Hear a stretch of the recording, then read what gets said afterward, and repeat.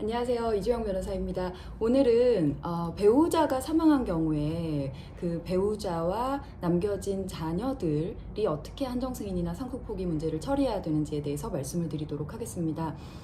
배우자가 사망한 경우, 특히 미성년 자녀가 있는 경우에는 남겨진 배우자가 굉장히 그 정신적으로 황망하기도 하고 앞으로의 일이 막막하기도 하고 좀 많이 힘들어 하시거든요. 그런 경우에일수록 더욱더 좀 냉정하게 판단하셔서 한정승인이나 상속포기 업무를 잘 처리하시고 미성년 자녀에게 비상속이 되는 일이 없도록 오히려 그 배우자가 더 좀 현명하게 처리를 하시는 게 중요한 것 같아요. 그래서 제가 이런 영상을 준비하게 됐고요. 배우자가 사망한 경우에 보통은 미성년 자녀가 한정승인을 받도록 하는 것이 좀 부담스럽게 생각하시는 경우가 많아요. 왜냐하면 한정승인이라는 것은 어쨌든 상속 재산을 상속 그 빚을 자녀가 상속받는 거고 상속 재산 범위 내에서만 변제하는 그 책임이 한정되기는 하지만, 그래서 이제 배우자 입장에서는 자녀가 한정승인을 하는 것은 그렇고 내가 한정승인을 했으면 좋겠다. 그래서 배우자가 한정승인을 하고 자녀는 상속 포기를 하도록 하려고 생각하는 경우가 많은데요.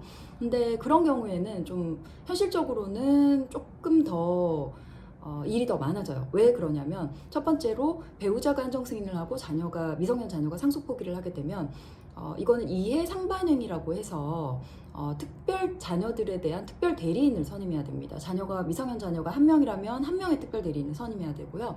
그리고 두 명이라면 각각 다른 두 명의 특별 대리인을 선임해야 돼요. 왜 그러냐면, 배우자가 한정승인을 받는 것은 상속을 받는 것이고 자녀들의 상속 포기를 하는 경우에는 상속을 아예 안 받는 거잖아요. 일반적으로는 그 상속을 받는 것이 유리하고 상속을 받지 않는 것은, 포기하는 것은 불리하다라고 판단하기 때문에, 물론 빚이 더 많은 경우엔 반대이긴 하지만 그래도 그것이 이해상반 행위라고 판단되기 때문에 그 특별 대리인을 선임을 해야 되고요.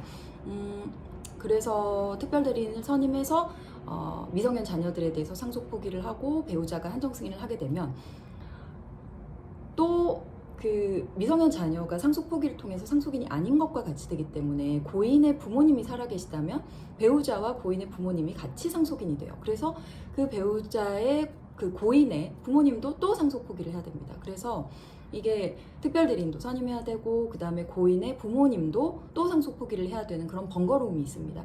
그래서 특별히 망인 상속 재산이 좀 많다거나 부동산이 있다거나 이런 식으로 복잡하고 상속 채무가 아주 많다거나, 그래서 그 빚부담을 자녀들에게 지우는 것이 좀 한정승인이긴 하지만 좀 부담스럽다라는 경우를 제외하면, 자녀가 한정승인을 받도록 하거나 아니면 배우자와 자녀가 모두 같이 한정승인을 하는 경우에는 특별대리인 선임이 필요하지 않거든요. 아니면 그 배우자와 자녀들이 모두 상속 포기를 하는 경우에도 역시 특별대리인 선임은 필요 없어요.